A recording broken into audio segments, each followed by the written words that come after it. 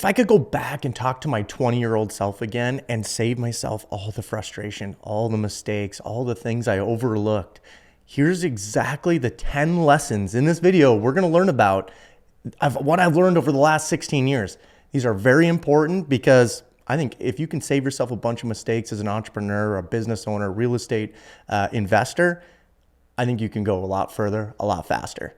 Guys, if you don't know who I am, I'm Marc Kuhn. I own multiple businesses, including real estate, construction, concrete, drilling, all these different entities that are all kind of vertically integrated for my business.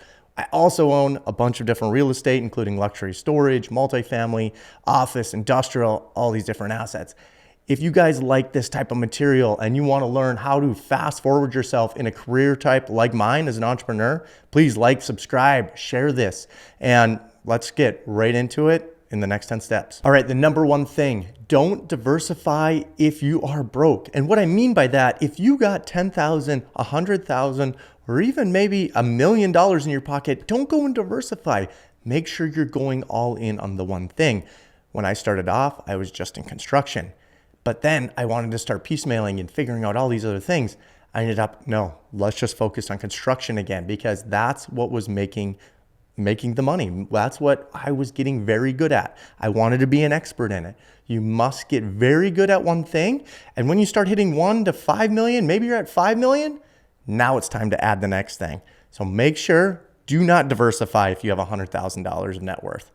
Do not do it. I promise you, you'll thank me later. Number 2, live at your lowest means possible in the first 5 years. I'm telling you, do not do lifestyle creep. It can be the freaking thing that holds you back for the next 20 years because your lifestyle keeps growing with your income. And all of a sudden, as a contractor, I made double my money of the next year and I bought another pickup. Now I bought a bigger house and all of a sudden your lifestyle just creeps up and it causes you to do more. It can cause a lot of stress on you, but it can also cause you not to be able to retire ever because your lifestyle just keeps creeping with your income. And like I said, very stressful, but also you just can't get ahead far enough. If you can build this backlog of all this extra income and then start investing that income to replace what you're doing for natural income and double that, now we can start doing lifestyle creep because you'll never lose the asset income, but you could always lose the business income, right? If something happens to you, you could lose your actual income. No matter if you're a business owner or W-2, doesn't matter. If you start losing your income, it's going to be troublesome. And if you have those assets built up large enough where it can replace your income, now you're starting to be able to live a lot more stress-free, but you have to keep the lifestyle in check. Number 3, make sure you reach higher than you even think possible. I'm telling you, doing a grandma's patio at $5,000 is almost as hard as doing a $500,000 commercial job. You might have to scrape by, do everything yourself just to make maybe a $2,000 on grandma's $5,000 patio. Well, you could have a commercial team where maybe you're just the owner of the business and you hire people to go and manage that project. And maybe you make $50,000 doing the same amount of work. I'm telling you, always think bigger. You'll never regret it. Number 4, anything that is easy to buy is always hard to sell. And what I mean by that, if you're buying trailer parks and you're buying, low quality homes and all these easy assets, and maybe it's a great home in a really poor location.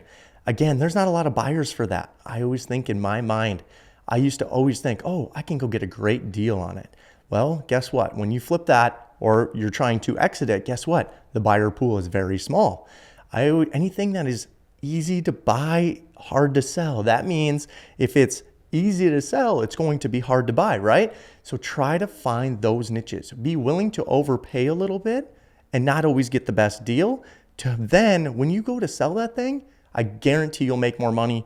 No matter what I've done in my life, that has been true. Number 5, make sure you optimize yourself to earn equity or own equity assets. Don't always just go for income or dividend stocks or any of that type of thing. Those are great. And I think those can diversify when you get there. But be the guy that's buying in a down market. You will look like the idiot. I promise you. But you also, 5 years later, look like the genius because you went out and bought assets in a rough market. No one was buying. There was no other buyers next to you. And all of a sudden, the markets, economics always change, right? There's cycles to everything. Understand that macroeconomically, things will go up, things will go down, and that's going to happen. But be a buyer when they're down, hold them. Do not be all the fear in the markets. Don't hold them through it. And I guarantee you'll be the genius in 5 years. Make sure you're earning equity and not just earning debt or income on your debt. Number 6, you need to earn money while you sleep. And what do I mean by that? If you buy a business, if you buy real estate, if you buy anything that you have equity in, you need to be able to step away for 30 days, come back to that business, and that business is a real asset. If you cannot do that, if the whole ship will go under, you have a problem. That is not an asset yet. You need to build it up to an asset. You need to build it, get yourself out of it. If I was the concrete laborer, I was the concrete foreman, I was the concrete superintendent, I was the concrete project manager, then I was the owner. And guess what? I hired those people as I drew back. That costs you margin right away. Don't be scared of this. I use an operating system like EOS. If you don't know what that is, Google it after this. It will help you get back your life and help you build a real business that is actually an asset. Otherwise, you'll just continue driving yourself nuts and telling yourself, hey, I'm the best there is at that. That's why I keep doing it. Anyone I hire is just not good enough. You're the problem, not it.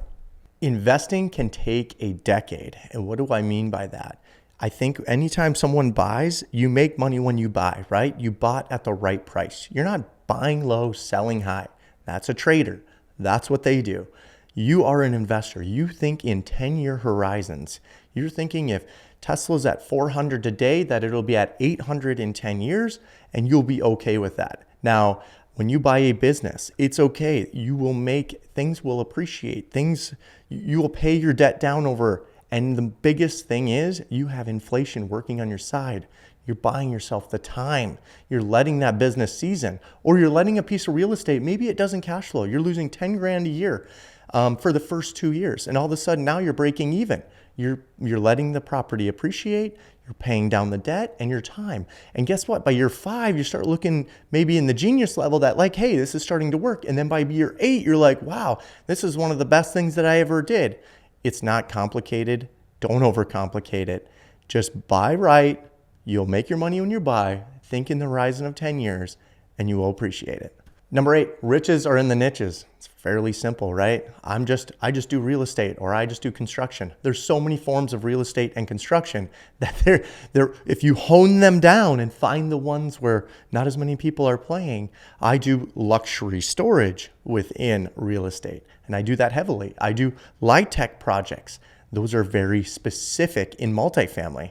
And then in construction, I go all the way down. I do concrete and I do CMAR type, interview type work.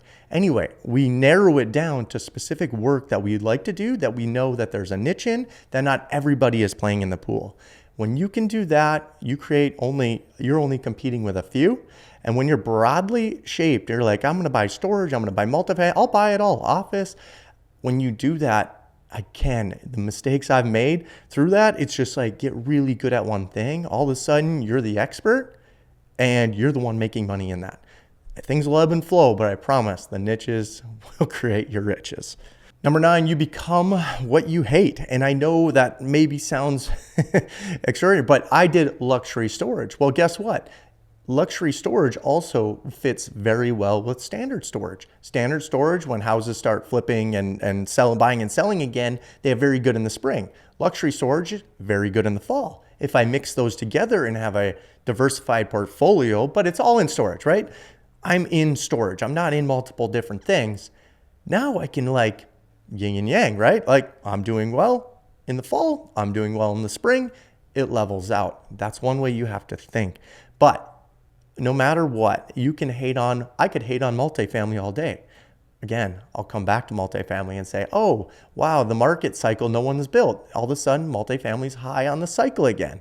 That's the way multifamily and storage ebbs and flows. Again, there's lots of different examples of this, but you'll always love what you hate in the end, even if you're hating on it. You could be a coffee shop hating on a donut shop because you do that. And then all of a sudden, guess what? You have donuts in your coffee shop. I'm just telling you, that's the way it is. Number 10, very important.